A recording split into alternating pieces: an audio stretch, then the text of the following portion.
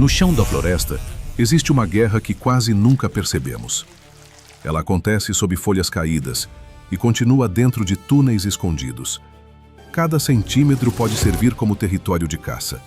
Nem mesmo os galhos oferecem segurança. Predadores permanecem imóveis até surgir a oportunidade certa. Outros perseguem qualquer movimento. E quando a vítima percebe o perigo, muitas vezes já é tarde demais.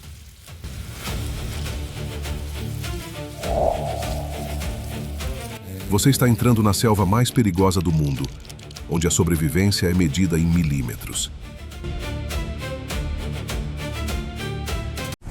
E essa guerra não termina no solo. Acima das árvores, o ar também está cheio de caçadores. Alguns atacam em pleno voo e desaparecem antes que seus alvos consigam reagir. Nesse mundo, tamanho não determina quem vence. Uma criatura aparentemente frágil pode derrubar adversários muito maiores. Até o predador mais temido precisa permanecer atento, porque a próxima ameaça pode estar logo atrás dele. Aqui, sobreviver significa atacar primeiro ou escapar no último instante. Mas entre todos os predadores dessa guerra, uma caçadora se aproxima da perfeição. Em observações científicas, quase 95% de suas investidas terminaram em captura, uma eficiência várias vezes superior à libélula assassina. Seus olhos compostos, com quase 30 mil facetas, lhe dão uma visão panorâmica de quase 360 graus.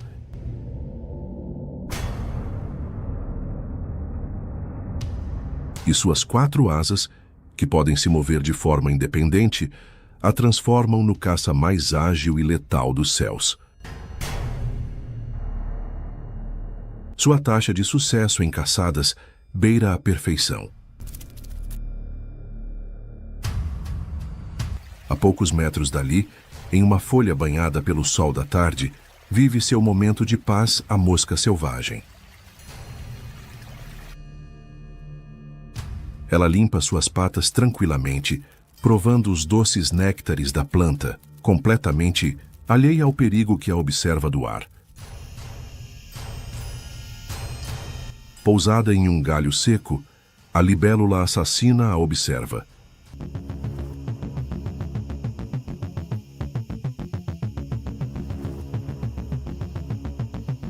Cada movimento da mosca é calculado.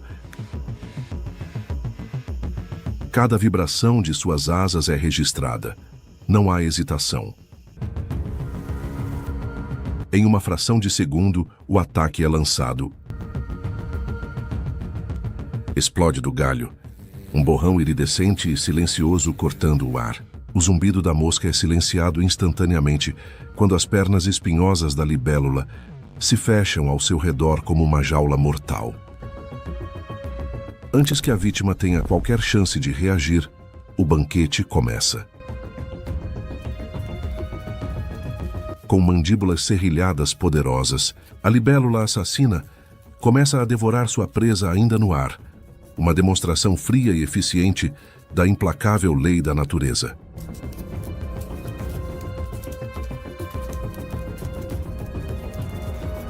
Após prender a mosca, não há mais o que fazer. A vítima até tenta escapar, mas diante de um dos maiores predadores do continente, tudo fica mais difícil.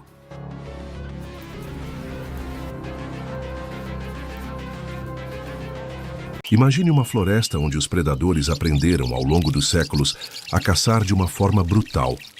Aqui, os corpos são pequenos, mas os crimes, esses são grotescos. Esqueça tudo o que você aprendeu sobre ferocidade, porque o predador, mais cruel do reino animal, mede poucos centímetros e reza antes de matar.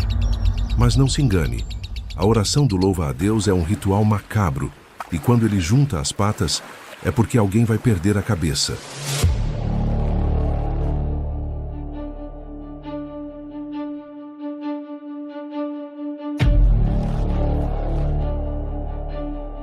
Neste vídeo, vamos abrir caminho entre folhas cortantes, emboscadas rápidas e duelos mortais, onde não há compaixão nem misericórdia. Você vai conhecer os verdadeiros demônios da floresta. Insetos tão impiedosos que fariam um leão hesitar. Como pode um corpo tão frágil conter tanta brutalidade?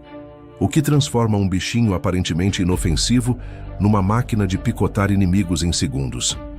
Segure firme e cruze a fronteira onde a natureza abandona a piedade. Aqui a morte vem sem avisar, em milímetros de esperteza. E no centro desse caos está um dos predadores mais insanos do planeta.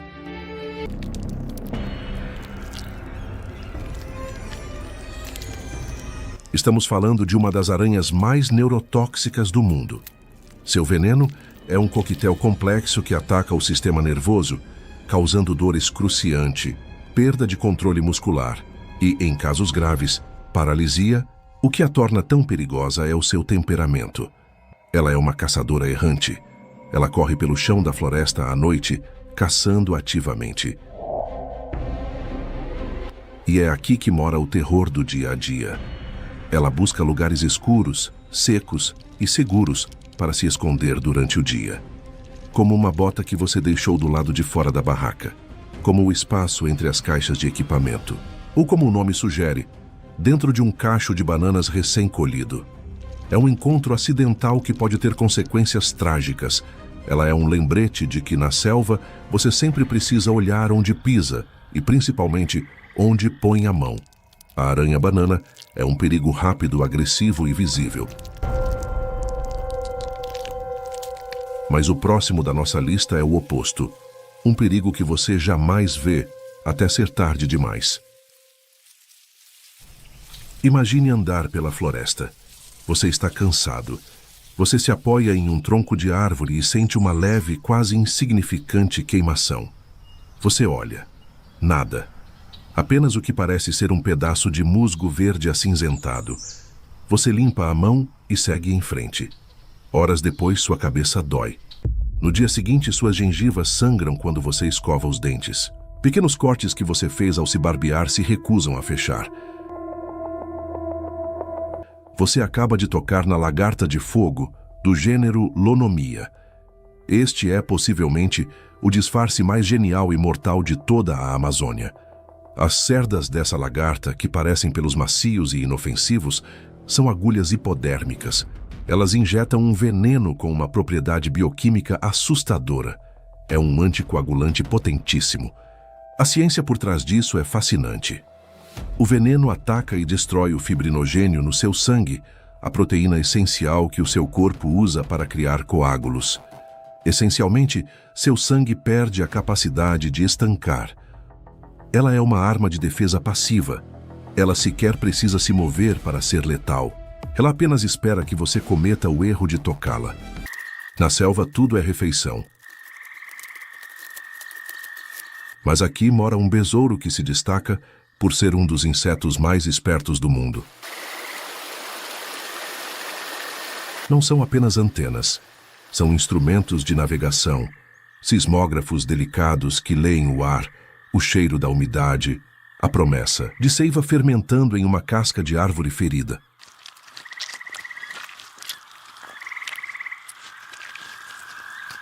Para o besouro longicórnio, essas estruturas desproporcionais, às vezes mais longas que o próprio corpo, são sua conexão com o universo. Com elas, ele mapeia o território, encontra uma parceira e, mais importante, localiza a madeira perfeita. O berço para sua próxima geração. Sua vida adulta é uma corrida contra o tempo. Ele patrulha os troncos, uma joia de quitina com padrões que o disfarçam contra a casca das árvores.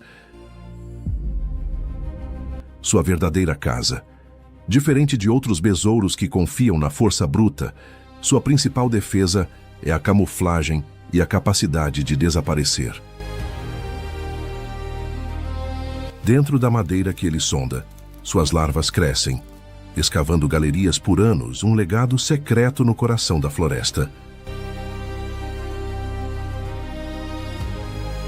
Mas o mesmo ambiente que lhe oferece abrigo e futuro, abriga também predadores que operam em outra frequência.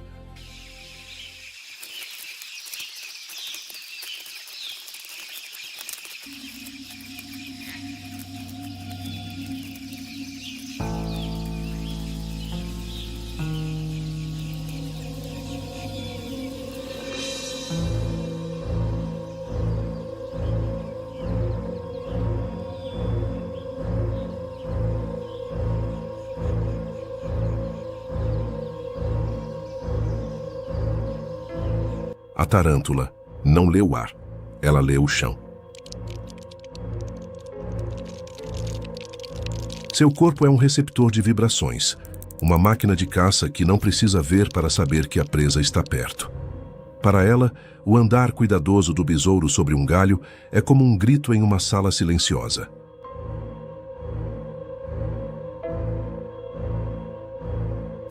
O primeiro sinal não vem pelas antenas, vem pelas patas. Uma pulsação na madeira, quase imperceptível, mas fundamentalmente errada. Não é o vento, não é um galho caindo, é o peso calculado de um caçador se aproximando. As antenas do longicórnio, antes sondando o ambiente em busca de oportunidades, agora se retraem, rígidas de alerta.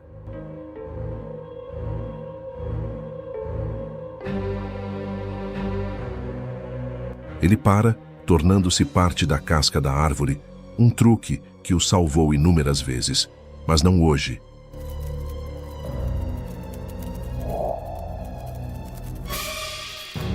A sombra se materializa abaixo dele. O besouro não vê um monstro, vê uma mancha de escuridão que se move com uma fluidez predadora.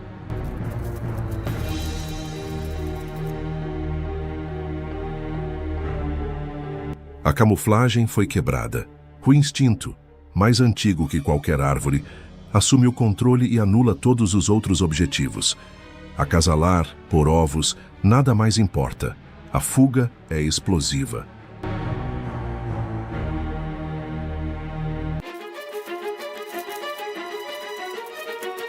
O longicórnio se lança em uma corrida desajeitada, longas pernas tentando encontrar aderência.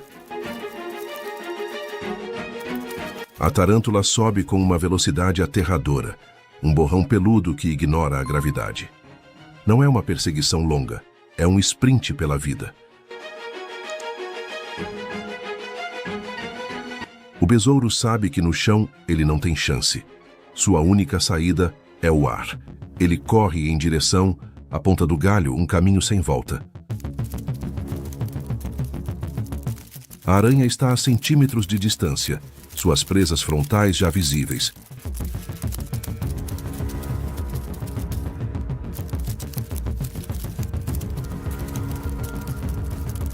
No último instante, o besouro solta suas asas élitras. As asas membranosas de voo se desdobram e, com um zumbido vibrante e desesperado, ele se joga no vazio.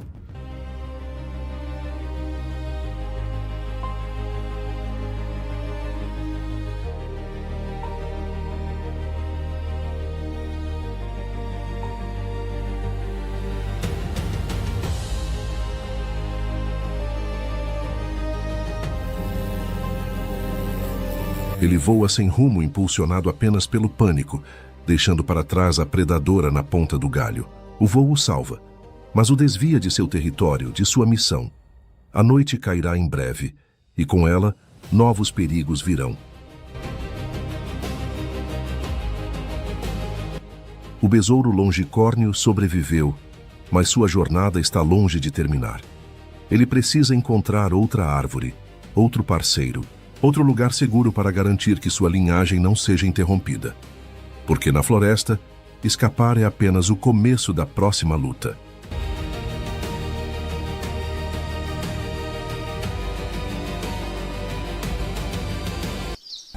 Mas se a lonomia é o silêncio, o nosso próximo inseto é o grito.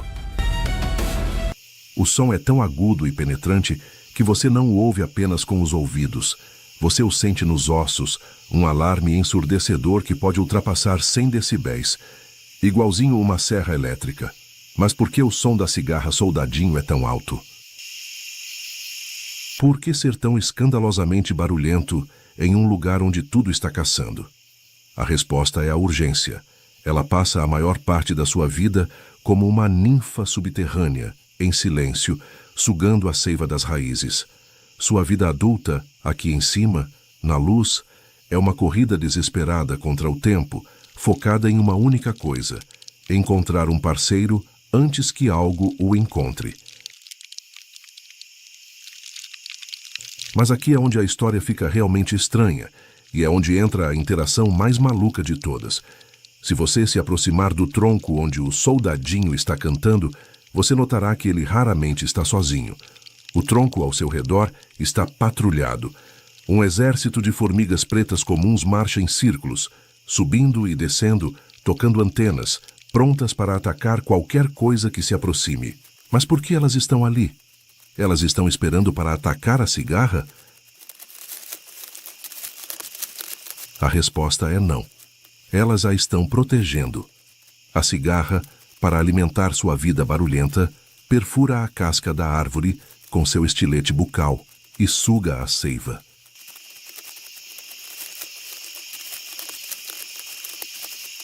Mas a seiva é pobre em proteínas e rica em açúcar e água. A cigarra precisa beber uma quantidade enorme de seiva para obter os nutrientes de que precisa e, portanto, excreta o excesso. Esse resíduo é um líquido açucarado chamado melzinho. Para as formigas, isso é um néctar dos deuses. Elas descobriram uma fonte de energia pura, uma torneira de açúcar. Em troca desse banquete, o exército de formigas, que é naturalmente agressivo e territorial, ataca qualquer outra ameaça. Aranhas, vespas, até mesmo outros insetos que tentem se aproximar da sua fonte. A cigarra é uma fábrica de açúcar na Amazônia, e as formigas são suas devotas guerreiras. E por falar em medo e guerra, vamos falar da criatura que personifica nosso medo mais antigo.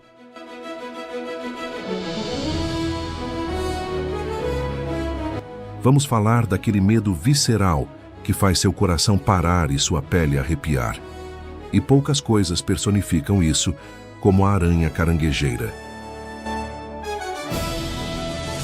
Quando uma tarântula amazônica, que pode ter o tamanho de um prato de jantar, anda pelo chão, o mundo para. Elas são a razão da aracnofobia para milhões de pessoas. O tamanho, os pelos, os 8 olhos, é material de pesadelo.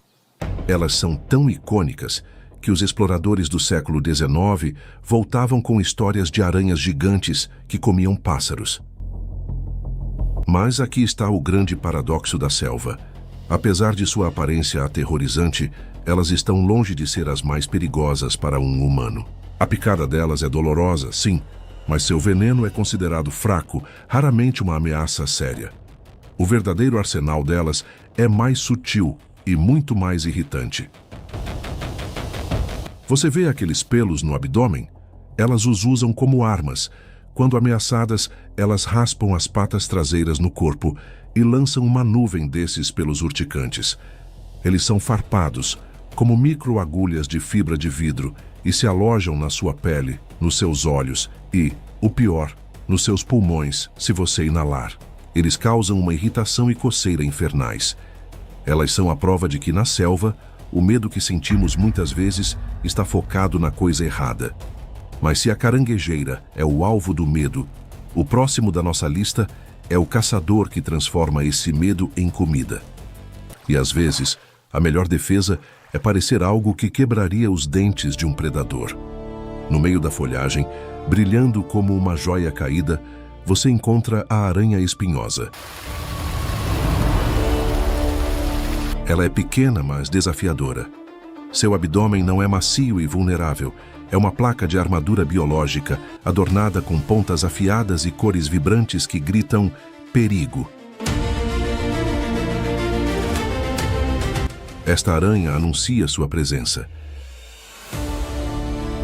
É uma estratégia biológica chamada aposematismo, a coragem de ser visível. É o mesmo princípio usado pelos sapos ponta de flexa. A cor vibrante é um contrato com o ecossistema, uma linguagem universal que diz: eu sou intragável. Os biólogos acreditam que essa armadura serve a um propósito duplo. Primeiro, o óbvio. Ela é fisicamente difícil de engolir. Um pássaro que tentar bicar esta criatura terá uma experiência terrivelmente dolorosa, como tentar comer um porco-espinho em miniatura.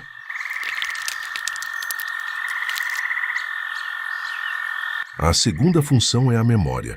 As cores vibrantes, os vermelhos, amarelos, pretos, gravam na mente do predador: esta coisa bonita me machucou.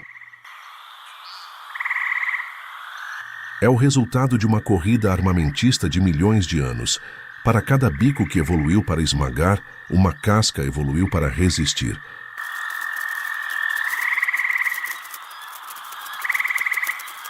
É uma fortaleza viva, uma lição evolutiva que ensina a todos os outros na selva que nem tudo que é pequeno é fácil de comer.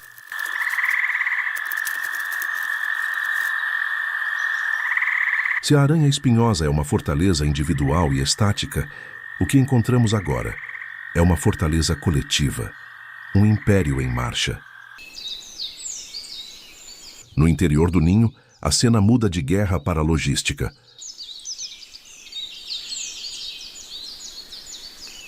As larvas recebem alimento processado pelas adultas, pedaços mastigados, proteínas frescas, nada de sobra velha.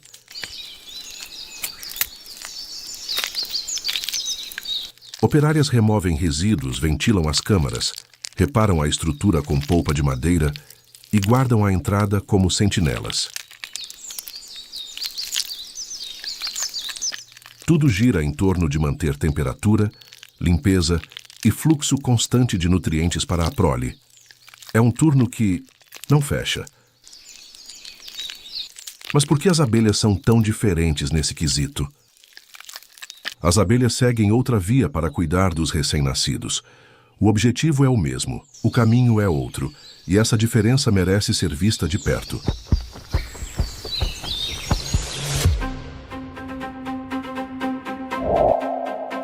Dentro da colmeia, o ar é quente, denso com o cheiro de cera e mel. Um zumbido uníssono e constante não é apenas o som de milhares de asas, mas a própria vibração de um superorganismo em funcionamento. Longe da entrada frenética, nos favos mais protegidos e escuros, reside o futuro da colônia. Não é simplesmente um ninho, é o útero da comunidade. Um berçário de eficiência assombrosa. Aqui, a arquitetura da vida é construída com uma precisão geométrica.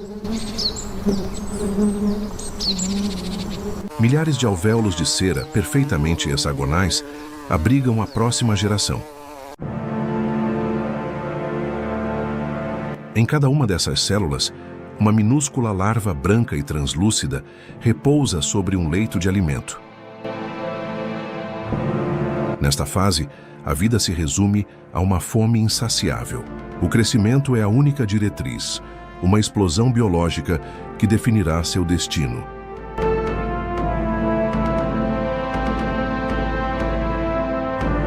Para garantir que essa diretriz seja cumprida, uma brigada incessante de abelhas nutrizes se move pelos corredores escuros. Elas são as guardiãs do futuro. Com uma dedicação programada, alimentam cada larva com pão de abelha, uma massa fermentada de pólen e néctar, riquíssima em proteínas. Sob este cuidado constante,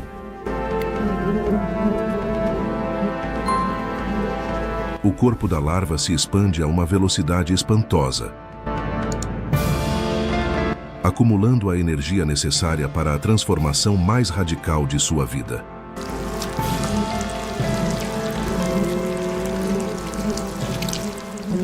Quando o crescimento atinge seu ápice, um ritual silencioso acontece. Uma operária se aproxima e sela a célula com uma fina tampa de cera, o opérculo. A larva agora está sozinha, encerrada em sua própria câmara de metamorfose.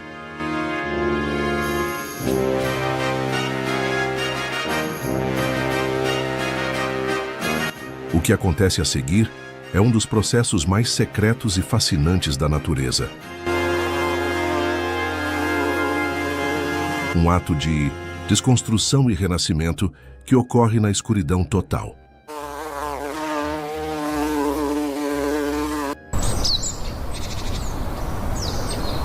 Lá dentro, O plano corporal da larva é desfeito. O ser que existia se dissolve em uma espécie de sopa genética, onde células especializadas, adormecidas desde o estágio embrionário, são ativadas. É uma reconstrução a partir do zero. Olhos multifacetados com milhares de lentes se cristalizam, antenas que provarão o mundo se formam.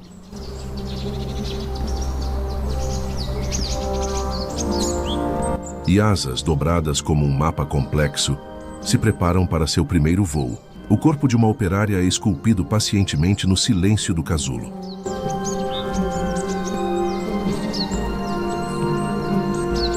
Após dias de reclusão, a nova abelha desperta. Sua primeira tarefa é uma luta pela liberdade. Usando suas mandíbulas recém-formadas, ela começa a roer a parede de sua prisão de cera. É seu primeiro ato de agência, uma batalha para se juntar ao mundo.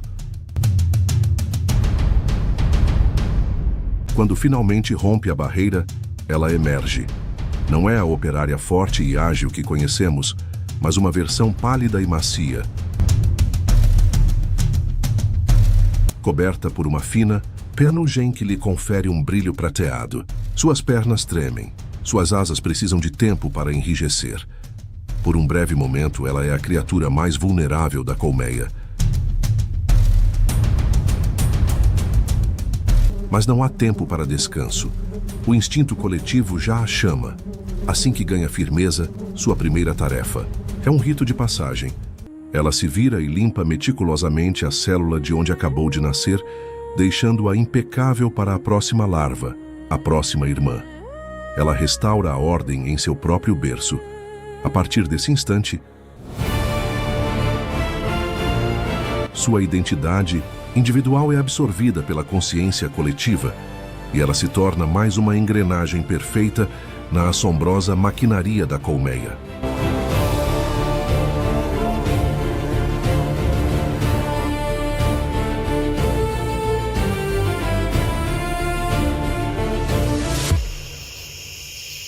O mundo dos lagartos é um reino de superfícies.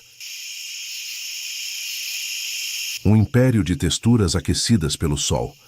No calor imóvel do meio-dia, quando o próprio ar parece denso e sonolento, eles são os reis secretos.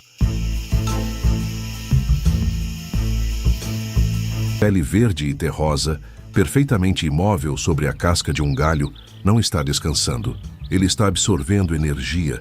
Sua pele uma bateria solar, seus olhos pequenos e escuros registrando cada ínfimo movimento em seu domínio. Sua atenção é capturada por uma joia iridescente, uma libélula com suas asas duplas que cintilam como vitrais paira no ar a poucos metros. Para o lagarto, ela representa um desafio, uma refeição rápida e energética que exige uma aposta arriscada.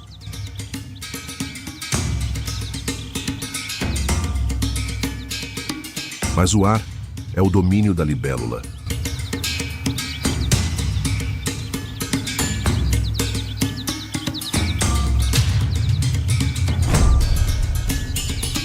Com uma guinada impossível, ela zigue-zagueia para o lado. O fracasso não gera frustração, apenas um reset silencioso. Minutos se passam.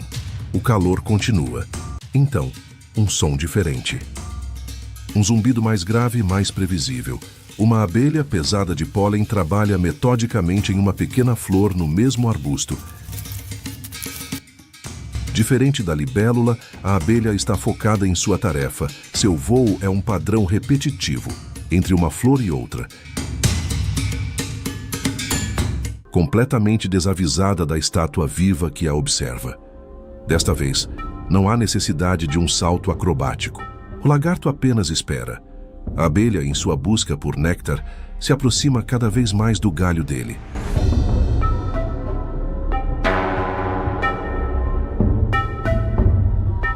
O lagarto não se move, nenhum músculo se contrai. A abelha passa zumbindo em frente ao seu focinho. A ponta da língua atinge a abelha em pleno voo. e o zumbido é cortado instantaneamente. A abelha, presa e silenciada, é levada para dentro da boca do lagarto. Ouve-se um leve estalo de quitina sendo esmagada.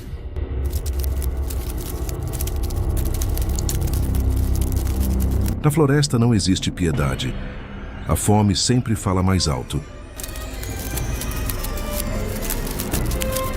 E enquanto não for devorado por uma cobra ou por uma ave de rapina, o lagarto será o rei absoluto dessa selva.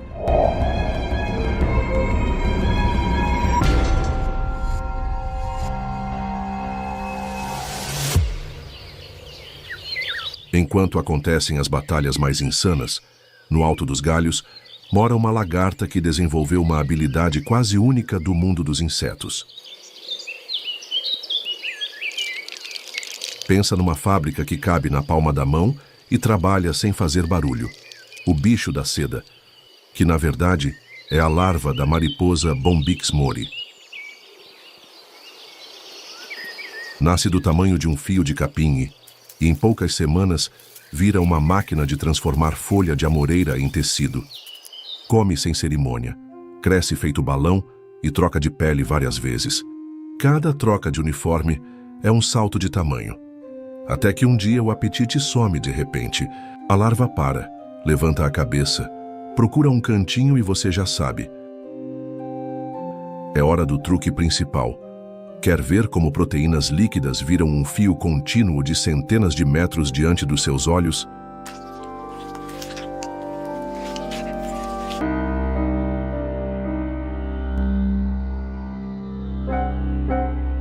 Dentro desse corpinho, vivem duas glândulas gigantes, as sericígenas. Elas produzem duas substâncias que são o segredo do show. No miolo do fio, a fibroína, uma proteína que ao sair se organiza em camadas cristalinas e dá resistência. Por fora, a sericina, uma espécie de cola natural que junta tudo e mantém o filamento íntegro. Quando o processo começa, a larva ancora um pontinho de seda numa superfície e a mágica acontece pela fieira. Um bico no lábio inferior. De lá, saem dois filamentos de fibroína que já nascem colados pela sericina, formando um único fio contínuo. É como se duas mangueiras despejassem resina e um verniz ao mesmo tempo, prontinhos para secar em contato com o ar. Repara no movimento da cabeça. A larva desenha, no ar, trajetórias em 8 pequenas espirais, primeiro construindo uma camada mais frouxa, depois apertando as voltas e compactando onde precisa. Em 2 a 3 dias, sem parar, ela tece e cria ao seu redor um casulo perfeito, com ventilação, proteção e a densidade certa para segurar temperatura e umidade. Se você aproximar a câmera, dá para ver o fio sendo esticado, ganhando brilho e solidificando em milésimos de segundo. Parece CGI, é bioquímica em tempo real. Enquanto o casulo cresce por fora, por dentro acontece outra história maluca.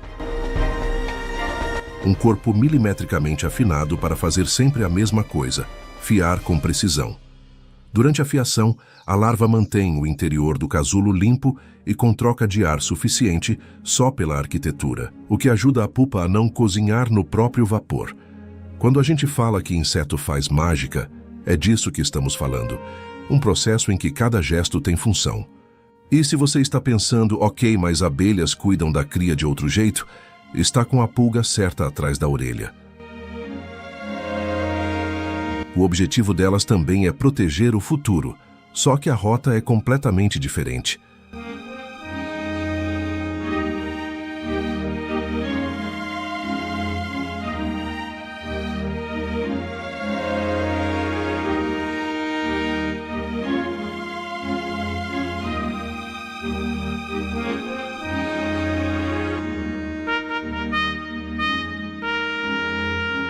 Imagina um grão de sujeira que de repente ganha pernas e começa a andar.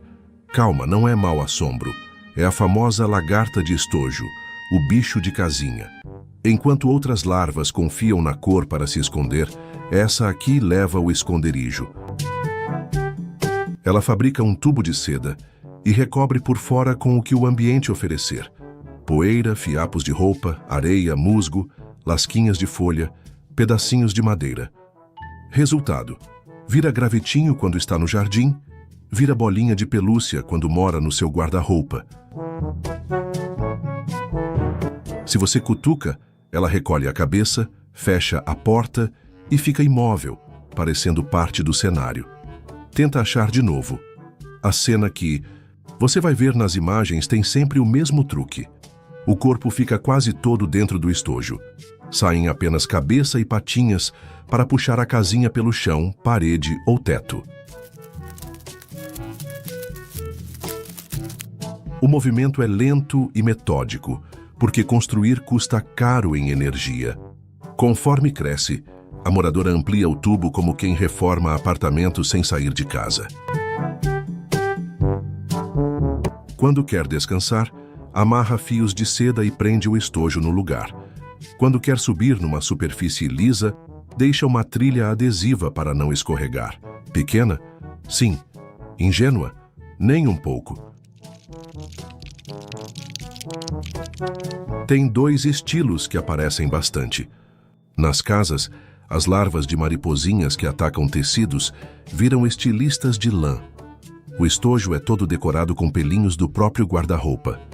Em áreas externas, as parentes conhecidas como bagworms se enfeitam com gravetos, folhas e líquens, parecendo um mini buquê seco.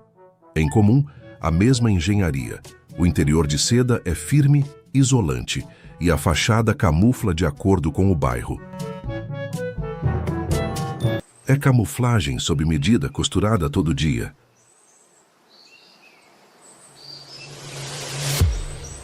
O que acontece quando um formigueiro começa a ficar sem alimento? Se você encolhesse até o tamanho de um grão de arroz e passasse um dia dentro de um formigueiro, voltaria para casa com duas certezas. Ninguém ali improvisa. Resistência não se faz no grito, se faz em engenharia de corpo. Estratégia de grupo e economia de energia. As formigas vivem num regime de escassez permanente. Mesmo quando há comida por perto, ela vem em pulsos imprevisíveis. É por isso que cada gesto, do passo microscópico ao abraço químico de uma companheira, existe para esticar a bateria ao máximo.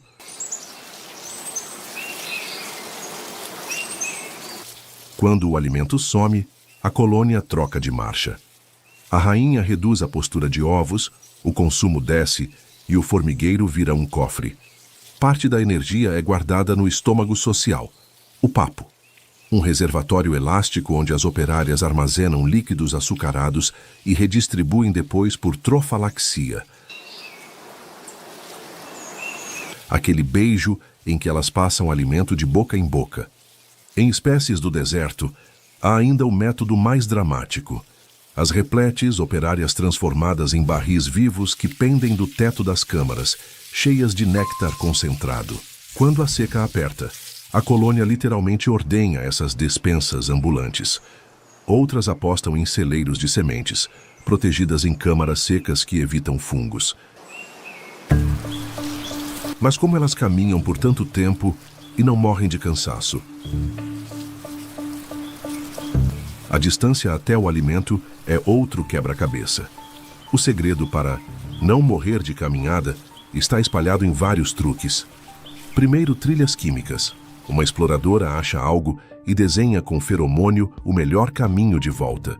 As demais seguem e reforçam a rota, criando rodovias com mão e contramão. Sim, há regras de trânsito.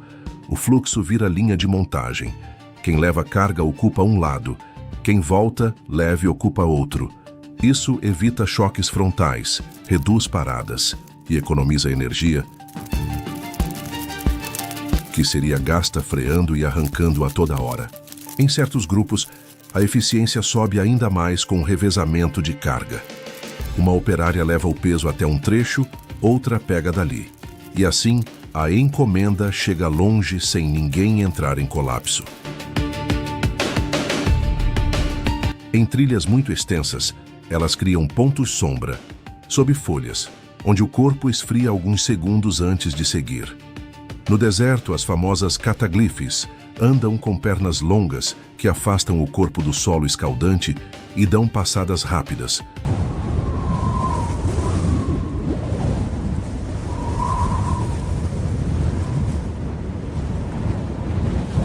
Quanto menos tempo em contato com a frigideira, melhor.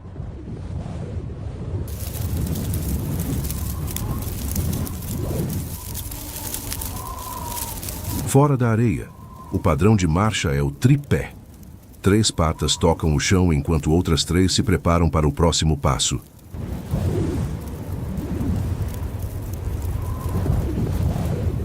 Esse xadrez mecânico estabiliza o corpo e permite passadas curtas e frequentes, baratas do ponto de vista energético. O exoesqueleto de quitina funciona como mola.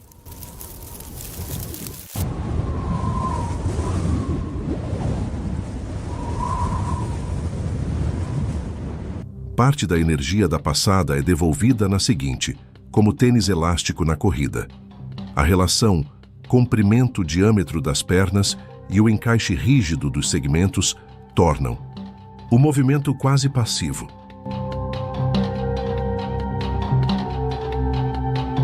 O músculo não precisa pagar cada milímetro do deslocamento. Além disso, a taxa de custo de transporte em insetos pequenos é baixíssima. Para cada grama de formiga, o gasto de viajar 1 metro é risível. Se você pudesse converter isso para humanos, atravessar a cidade seria tão barato quanto levantar do sofá. A aderência também foi resolvida. Nas pontas das patas, garras e um almofadão adesivo, aróleo, colam na superfície sem esforço. Isso permite andar de cabeça para baixo em galhos ou vidro, sem usar os músculos como ventosa. Por dentro, a economia continua. Formigas são ectotérmicas. Não usam combustível para manter o corpo aquecido. A energia vai para músculos, digestão e manutenção de tecidos. O oxigênio entra por espiráculos e percorre uma rede de traqueias que leva ar direto aos órgãos. Sem pulmões, sem hemoglobina, sem o custo de bombear O2 pelo corpo. Um vaso dorsal faz o papel de coração, movendo a hemolinfa. Sem transporte de oxigênio, em circuito aberto. Em muitas espécies, a respiração acontece em pulsos descontínuos. Os espiráculos ficam fechados por um tempo, reduzindo perda de água.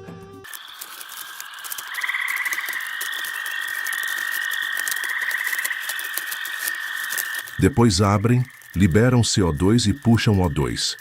Esse abre e fecha parece bobagem, mas em ambientes secos é um seguro de vida.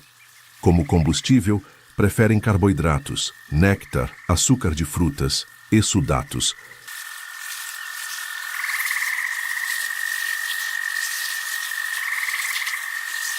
Quando a entrega exige potência, queimam lipídios estocados no corpo. O que chega na exploradora, porém, precisa chegar no grupo. E é aqui que a trofalaxia vira o banco central da colônia. E quando dormem? A resposta mais honesta, em parcelas, operárias. Fazem dezenas de microsonecas por dia. Às vezes de 30 a 60 segundos, olhos semicerrados, antenas relaxadas. Some tudo e dá um descanso respeitável, distribuído em parcelas, que mantém a linha de produção sempre ligada.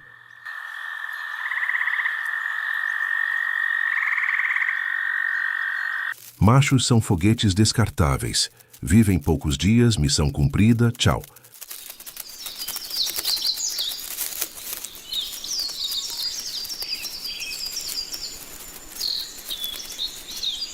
Em colônias que precisam de turno noturno, a arquitetura social cria escala. Não existe apito de fábrica, existe sincronização química. Feromônios e toques de antena ajustam quem vigia, quem busca, quem cuida da cria. O formigueiro não para não significa que ninguém dorme. Significa que alguém está sempre acordado. Muitas soltam ácido fórmico ou tenferrão, recurso energético barato, quando comparado a brigas corpo a corpo. Nas antenas, vive o alfabeto químico. São narizes articulados, capazes de ler trilhas, identificar companheiras e até cheirar a própria saúde do ninho. Visão varia muito. Tropas de ataque subterrâneas praticamente não enxergam. Desertícolas têm olhos compostos robustos e, às vezes, ocelos que detectam luz do céu. Há espécies que usam o padrão de polarização solar como bússola, corrigindo o caminho sem depender de trilhas. Ótimo quando o calor evapora feromônios. Audição do jeito humano de ouvir não existe. O que há é um sistema refinado de vibração. Sensores nas pernas e nas antenas sentem tremores do solo e movimentos do ar. Em florestas tropicais, algumas constroem ninhos suspensos, costurando folhas, com seda de larvas. Para quem pensa que formiga é só bicho de trilha, isso tudo soa como ficção científica compactada. A colônia vence por soma, por redundância, por regras simples que viram comportamento complexo.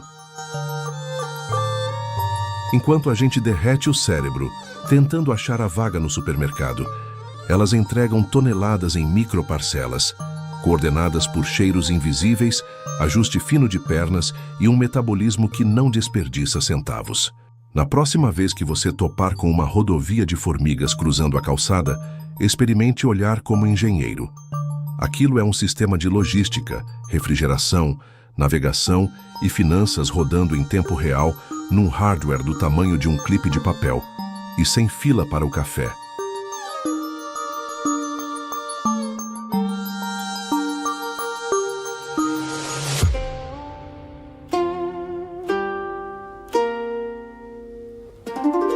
Se este passeio pelo mundo dos insetos ensinou algo, foi isso. Grandeza não depende de centímetros. O que chamamos de minúsculo opera com precisão de laboratório, eficiência de fábrica e coragem de fronteira. Vespas calculam como cirurgiãs. Formigas gerem estoques, rotas e turnos com uma elegância que humilha qualquer planilha.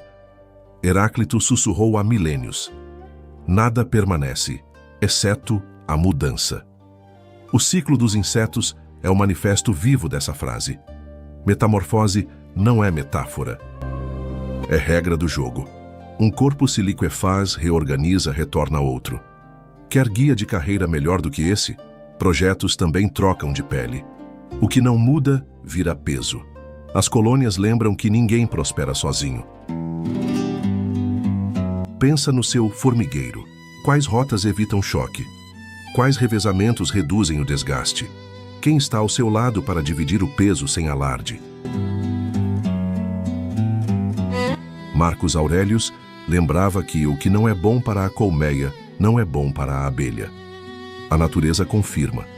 Toda vez que um inseto cuida da cria, ventila, o ninho limpa fungo escolhe melhor o caminho. A colmeia, ou a colônia ou o casulo, agradece. Gente confiável vale mais que qualquer atalho brilhante. Talvez a maior lição esteja no contraste entre espetáculo e silêncio. Insetos não fazem discurso de motivação. Alinham micro-vitórias até que o impossível vire rotina. Um fio, depois outro, e de repente há um tecido. Uma trilha discreta, outra, e surgem estradas. Um abrigo improvisado, mais dois, e a tempestade passa. Quer mudar algo grande? Comece pequeno. Repita. Ajuste. Repita de novo. Então, antes de sair deste vídeo, qual trilha você vai reforçar amanhã? Qual casulo precisa ser tecido, nem que seja por 3 dias? E com quem você compartilha energia para que a colmeia inteira fique mais forte? A natureza já mostrou o manual. O resto é caminhar leve, trabalhar preciso e lembrar que no mundo dos pequenos, constância é sinônimo de poder. De uma sociedade complexa que cultiva seu próprio alimento, mergulhamos de volta na arte da ilusão individual. A sobrevivência na selva é muitas vezes um jogo de pôquer psicológico. E esta criatura é a maior blefadora da Amazônia. Em repouso durante o dia, a borboleta coruja é invisível. Suas asas, quando fechadas, imitam perfeitamente a casca de uma árvore seca ou uma folha morta. É a camuflagem em seu nível mais básico. Eu não estou aqui. Ela passa o dia inteiro contando com essa invisibilidade.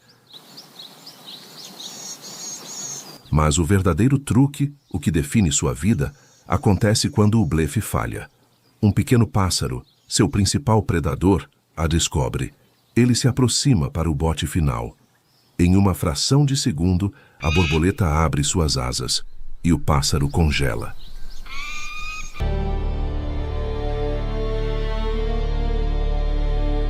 Ele está encarando de volta não um inseto, mas dois olhos enormes, penetrantes, com reflexo de pupila. Os olhos perfeitos de uma coruja ou de um pequeno gavião.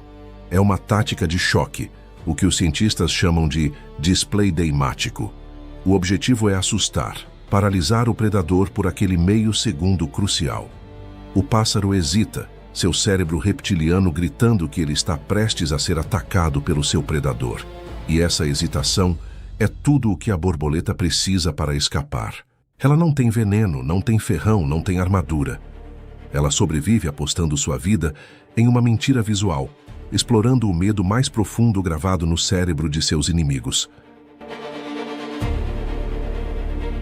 Você a ouve antes de vê-la. É um zumbido grave, pesado, o som de um motor a diesel voando, uma vibração que você sente no peito.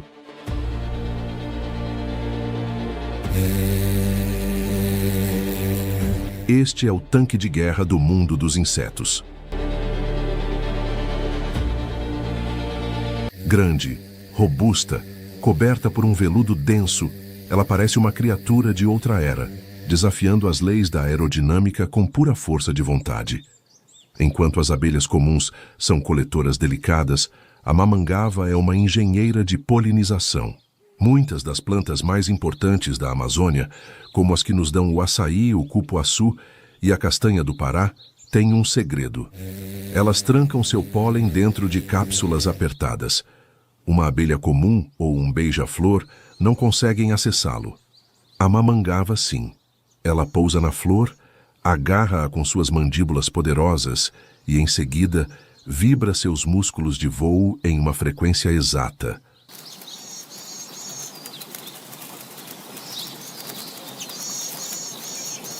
Uma ressonância sônica. É a polinização por vibração, ou buzz pollination. Ela literalmente sacode o pólen para fora da flor. Sem essa abelha específica, sem esse poder bruto, cadeias alimentares inteiras e até economias humanas entrariam em colapso.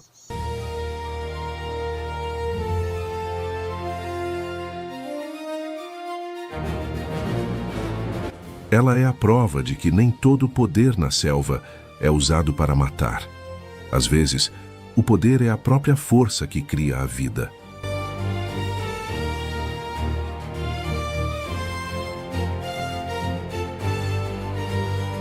Nós vimos o poder bruto da mamangava, uma força que literalmente sacode a vida para fora das flores. Mas agora, vamos olhar para uma criatura que associamos à infância, à sorte, às canções de ninar. A joaninha.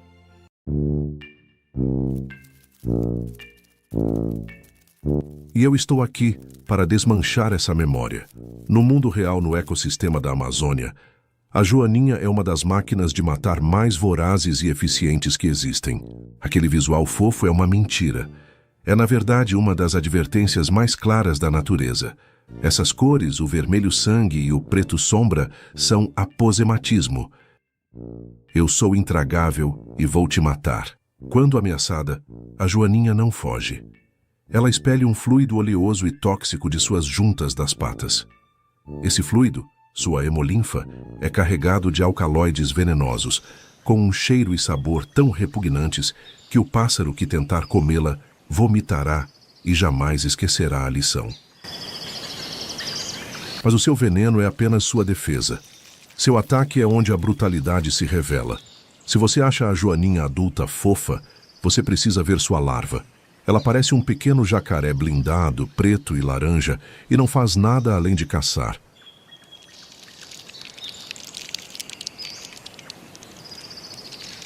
A joaninha e suas larvas são predadores especialistas em pulgões, afídeos. Elas patrulham as plantas e executam um massacre sistemático, devorando centenas, às vezes milhares, de pulgões em sua vida. E se a comida acabar? Se outra larva de joaninha estiver por perto? Elas podem comer a própria espécie, tudo em nome da sobrevivência, agindo como um inseto superpredador, usando um corpo que parece adorável, mas na verdade é um dos insetos mais cruéis da Amazônia.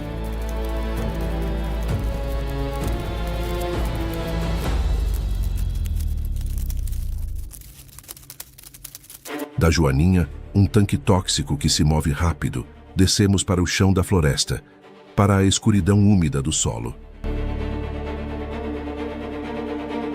Aqui encontramos uma criatura que estava neste planeta muito antes das joaninhas, antes dos dinossauros, antes mesmo das grandes árvores. O milípede, o piolho de cobra. Ele é lento, blindado e parece inofensivo. Ele não tem veneno nas presas. Ele não tem ferrão. Ele não precisa de nada disso. Ele é um alquimista. Os milípedes são mestres da guerra química defensiva. Quando esta criatura ancestral é ameaçada, seja por um pássaro, um coati ou uma formiga correição, ela se enrola em uma espiral perfeita, protegendo suas pernas vulneráveis.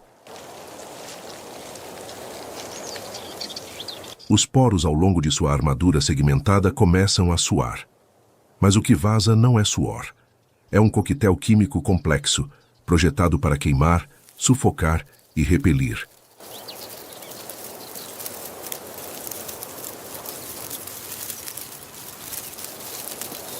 Em muitas espécies da Amazônia, esse coquetel contém compostos de benzoquinona, que queimam a pele e mancham os dedos. E em algumas o ingrediente ativo é o cianeto de hidrogênio. Sim, esse cianeto. O mesmo veneno dos romances de espionagem, uma das toxinas de ação mais rápida conhecidas pela ciência, capaz de parar a respiração celular. O milípede o fabrica sob demanda. É por isso que ele pode ser tão lento. Diferente dos centípedes, que são predadores ágeis e venenosos, os milípedes são os grandes recicladores da floresta.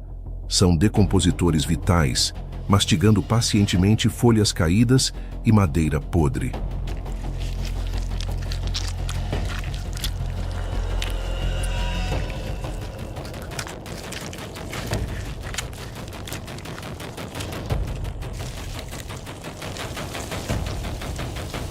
Esse processo devolve nutrientes essenciais ao solo, fertilizando a terra. O nome milípede é um exagero. A maioria não chega perto de 1000 patas, mas são seus múltiplos pares de pernas, 2 por segmento corporal, que lhes dão a força para escavar e manter o chão da selva vivo.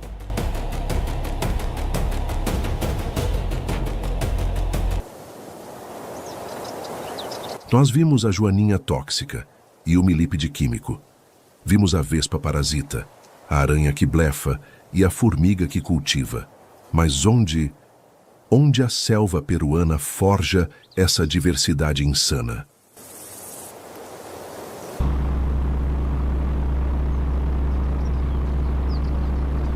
Onde é a fábrica? A resposta está em 2 lugares que são verdadeiras anomalias planetárias: o Parque Nacional de Manu e a Reserva Nacional de Tambopata.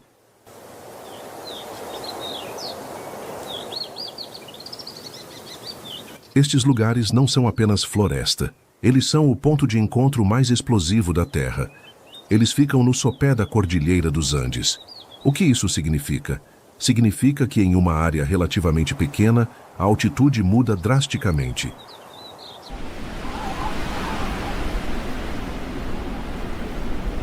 Você sai da planície amazônica, quente e úmida, e começa a subir para a floresta de nuvens. Essa variação de altitude cria milhares de microclimas, milhares de pequenos bairros isolados onde a evolução pode correr solta, sem interferência. O resultado são estatísticas que quebram o cérebro. Em um único hectare de Tambopata, os cientistas podem encontrar mais espécies de formigas do que em todas as ilhas britânicas. Manu possui mais de 1.300 espécies de borboletas. A Europa inteira tem cerca de 400. Um único tronco de árvore em decomposição em Manu pode conter mais biodiversidade do que um parque inteiro na América do Norte. Estes locais são a prova viva de que a vida não é apenas tenaz, ela é exuberante. São as bibliotecas genéticas do planeta, onde o livro da evolução ainda está sendo escrito, e nós mal começamos a ler o índice. Nós caminhamos juntos por este inferno verde. Vimos a beleza e o terror. Vimos a formiga criar uma civilização e vimos o milípede carregar cianeto em suas veias. É fácil olhar para tudo isso e ver apenas o caos. A natureza vermelha em dentes e garras.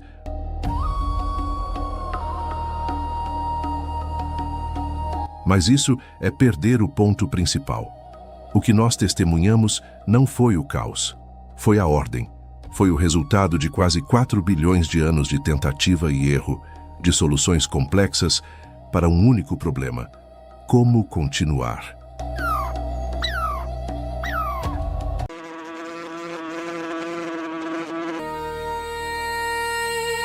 A vida é a força mais implacável e criativa do universo. Ela se agarra a rochas vulcânicas. Ela sobrevive na escuridão do oceano profundo. E cada criatura que vimos, todas elas encontraram uma resposta. Elas são a prova de que, para qualquer problema, existe uma solução.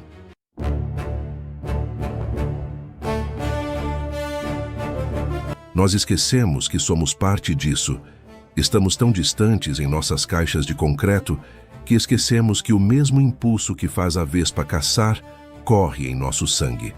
O impulso de continuar, de nos adaptar, de encontrar um caminho. A lição da selva não é sobre medo, é sobre resiliência. É um lembrete de que a vida, em sua essência, é brutal, sim, mas é também imparável, engenhosa e, no final de tudo, um privilégio inacreditável. Cada criatura que vimos, por mais estranha que pareça, é uma resposta vitoriosa a 1 milhão de anos de perguntas impossíveis. Um belo lembrete de encontrarmos um caminho, pois a vida é valiosa demais e devemos nos inspirar todos os dias na natureza. Qual dessas criaturas mais te impressionou? Qual estratégia de sobrevivência você achou mais genial? Me diga nos comentários. Do outro lado dessa pequena cachoeira, existe um carinha que chama a atenção por onde passa.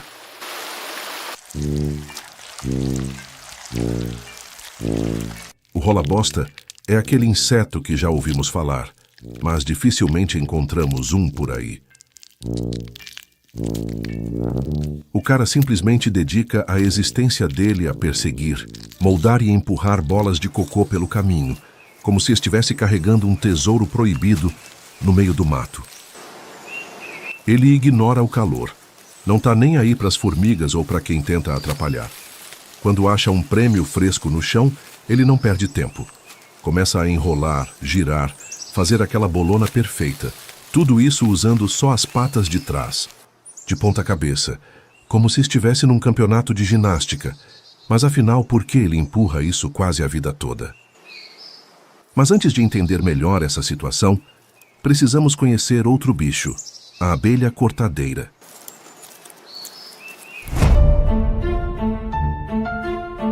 Essa mania por tarefas estranhas está longe de ser exclusividade do rola-bosta. Se você ampliar o olhar, vai perceber que o reino dos insetos é praticamente um festival de manias coletivas. Olhe para as formigas cortadeiras. Já falamos bastante delas aqui no canal. Mas você já ouviu falar de uma abelha que faz a mesma coisa?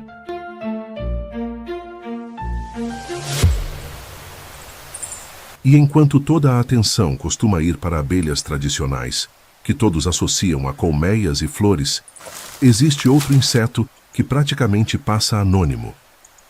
Pouca gente sequer ouviu falar, e menos ainda notou sua presença. Ela aparece sem chamar atenção, pousa sobre uma folha e em poucos segundos recorta um pedaço perfeitamente circular, como se tivesse uma tesoura embutida nas mandíbulas. Depois levanta voo carregando esse pedaço, sumindo rapidamente da vista. Mas para onde ela vai e o que vai fazer com isso? Quem observa de longe nem imagina o quanto essa atividade é metódica. Dia após dia, ela escolhe folhas específicas, repete o mesmo ritual com uma maestria surreal. Parece até que tem uma tesoura na boca. Mas ao contrário das formigas, esse costume não se trata de buscar alimento nem de produzir mel. Sua missão é outra, ainda mais misteriosa para quem nunca parou para observar essa atividade. E por que a abelha cortadeira gasta tanta energia cortando e carregando folhas para longe, sumindo do mapa como se estivesse escondendo algum segredo? O motivo é outro. Ela usa cada pedaço de folha para construir o berçário dos filhotes. Cada círculo verde vira parede, colchão e porta, tudo junto, dentro de um túnel que ela mesma cava.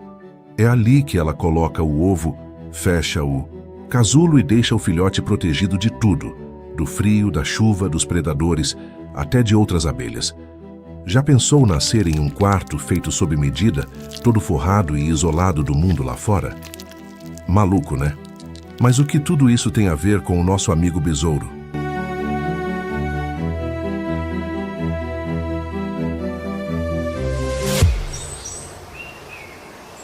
O rola-bosta é daqueles insetos que fazem tudo por uma missão de vida.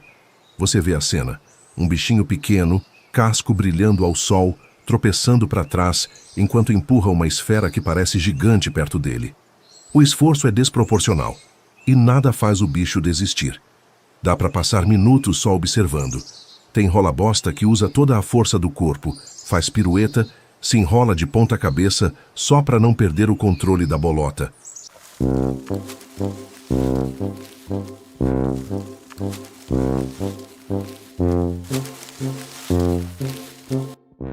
Depois volta a empurrar com ainda mais vontade.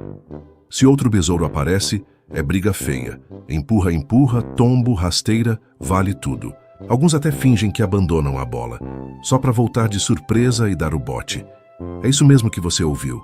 Um pode roubar a bola do outro. Só que enquanto todo mundo acha graça, o rola-bosta está em outra sintonia. Ele não faz isso à toa nem para passar o tempo. Aliás, tem espécie que só sai para a missão de noite, guiada pela luz da lua, fugindo do calor ou dos olhares curiosos. Já se descobriu que alguns conseguem se orientar pelas estrelas. Isso mesmo, usam o céu como mapa. Outros têm olfato tão apurado que localizam um tesouro a quilômetros de distância. E são rápidos. Mal a vaca vira as costas, já tem besouro de prontidão.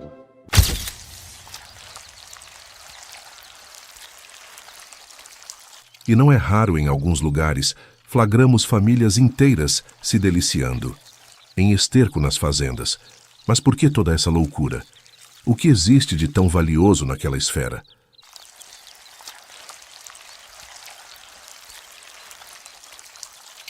O segredo está dentro da bolota, num detalhe que pouca gente imagina. O rola-bosta usa a bola como cofre para a próxima geração. Ele cava um buraco, esconde a esfera e deposita um ovo lá dentro.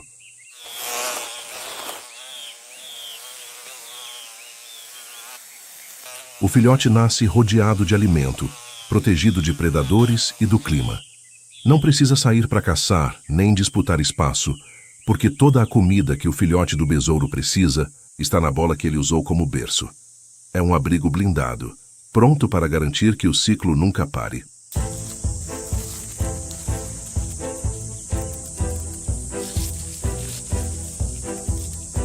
O que parece só obsessão é, na verdade, uma estratégia genial para sobreviver num mundo onde cada detalhe conta. No nosso planeta, até as larvas de mosquito comem restos. E saber disso é bem surreal. Mas e se eu te dissesse que existe uma larva 100 vezes maior, que parece um alienígena quando observamos de perto?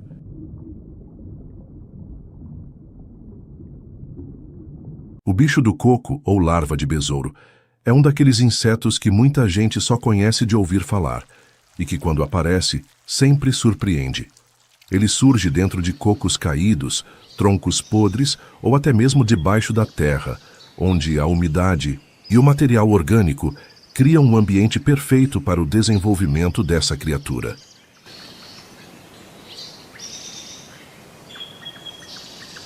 Tudo começa quando o besouro adulto, geralmente da família Scarabaeidae, deposita seus ovos em matéria vegetal em decomposição.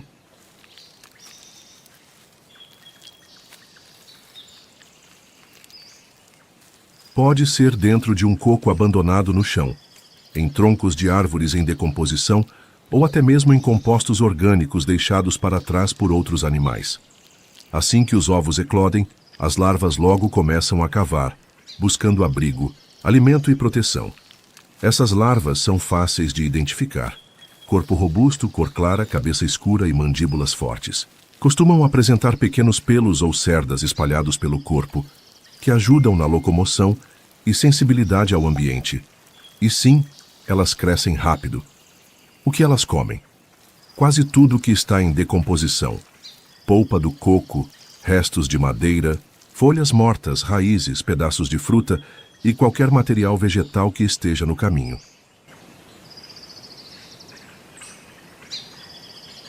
O papel desse bicho no ciclo da natureza é fundamental. Ele transforma restos em adubo, acelerando a reciclagem de nutrientes no solo.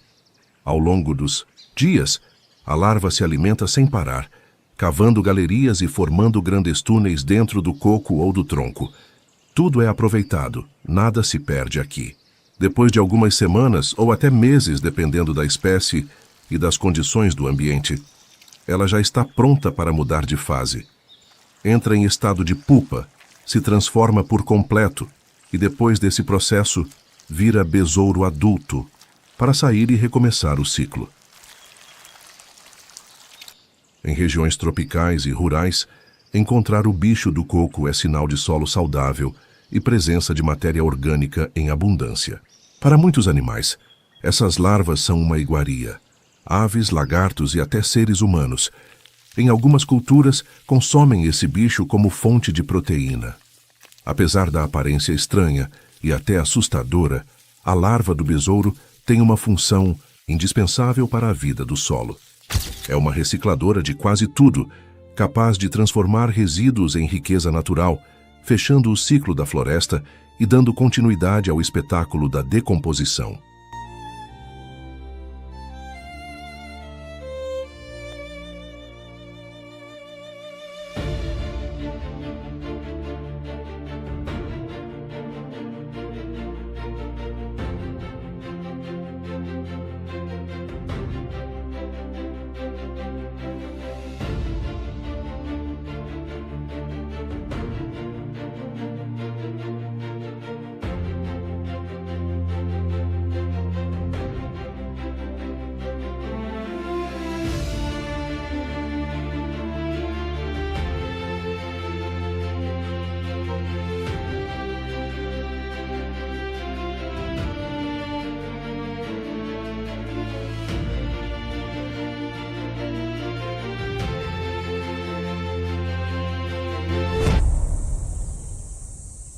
Longe dali existe uma espécie de aranha que resolveu jogar o jogo da sobrevivência apostando tudo no disfarce. Ela não é de criar armadilhas. O plano é outro, virar praticamente uma formiga de mentira.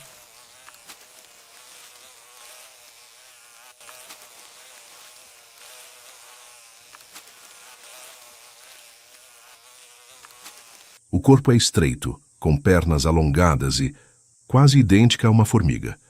Isso confunde qualquer um, seja predador, seja a própria operária de um formigueiro. Essas aranhas circulam tranquilamente pelo formigueiro ou até próximo de trilhas, atravessam territórios hostis sem serem questionadas, imprimem até o mesmo ritmo inquieto, sempre em movimento, nunca dando chance para alguém desconfiar. Tem quem use o truque só para fugir de ataque, mas várias espécies aproveitam para caçar bem no meio do formigueiro, pegando pequenos insetos ou até roubando restos de comida. O disfarce é tão bem feito que, de longe, ninguém percebe nada. Só olhando de perto, com atenção, dá para notar o brilho diferente na carapaça, a forma do abdômen, o jeito de andar. Mas para a maioria dos olhos, é só mais uma formiga apressada, cruzando o caminho. Enquanto o formigueiro segue seu ritmo, essa aranha vive infiltrada, passando batido no maior teatro da natureza.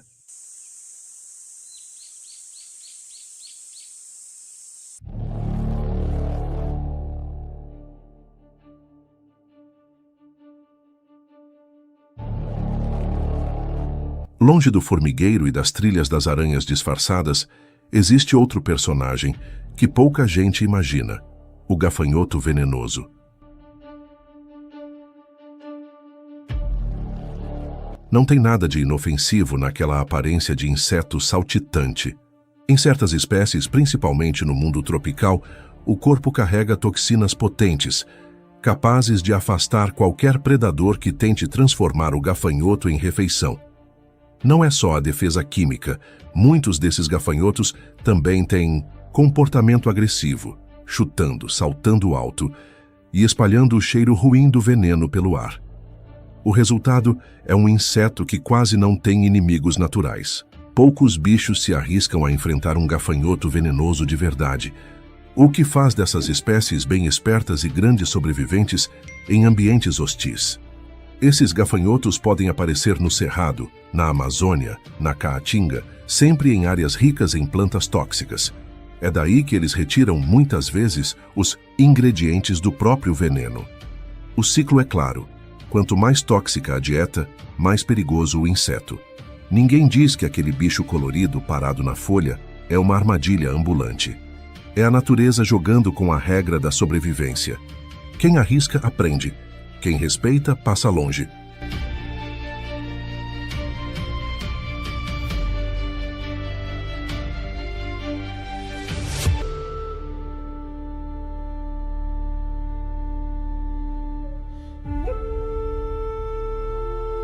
No fim, tudo que se passa debaixo das folhas, nos buracos de troncos e nos caminhos invisíveis do solo, é parte de um enredo que nenhum ser humano jamais conseguiria inventar. É improviso puro, escrita coletiva e anônima, feita por patas, mandíbulas e asas. E cada capítulo é único. Não tem protagonista, não tem moral da história pronta. Tem luta, tem truque, tem sobrevivente. É só olhar para trás e pensar em Alexander von Humboldt, cruzando a floresta amazônica no século XIX, arriscando febre, tempestade e até flecha perdida para registrar uma fauna que ninguém conhecia.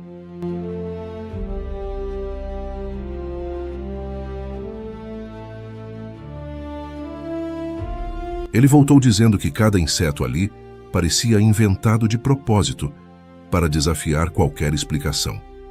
Gafanhotos coloridos que ninguém ousava tocar, aranhas que ninguém sabia se eram formigas ou monstros em miniatura. E nada que ele anotasse era suficiente para dar conta da surpresa de ver tudo aquilo ao vivo, pulsando no mesmo instante em que era observado. A verdade é que a natureza nunca se repete. Uma vespa pode virar presa de formigas num piscar de olhos. Um coco caído pode se transformar no berçário de uma legião de larvas. Um gafanhoto brilhante pode ensinar, na prática, que confiar nas aparências é o primeiro erro do predador. Cada ser segue sua estratégia, improvisando diante do imprevisível, apostando na própria capacidade de mudar o jogo. Esses encontros, aranha fingindo ser formiga, bicho do coco reciclando a floresta, gafanhoto vestindo o aviso de perigo, mostram que o mundo selvagem não é só feito de força, mas de inteligência, coragem e, acima de tudo, de adaptação. Todo animal carrega dentro de si um manual de sobrevivência escrito ao longo de milhões de anos, e a cada dia esse manual ganha mais uma página. A gente costuma achar que já viu tudo, que documentário mostra tudo, que ciência explica tudo. Mas basta passar uma tarde observando um tronco, um ninho, uma trilha de insetos, para entender que a natureza é sempre inédita. Tem história sendo reescrita o tempo todo. Tem armadilha nova, tem sobrevivente inventando regra. Darwin e Humboldt anotaram o que puderam, mas admitiram: a maior parte do mistério segue lá do lado de fora do papel. E é por isso que olhar para esse universo não cansa. Porque todo dia tem alguma cena que ninguém viu antes. E cada detalhe, por menor que pareça, guarda uma lição que não termina quando acaba o vídeo. É a própria natureza lembrando, a cada instante, que sobreviver nunca foi rotina, e entender esse jogo é um privilégio para quem sabe observar.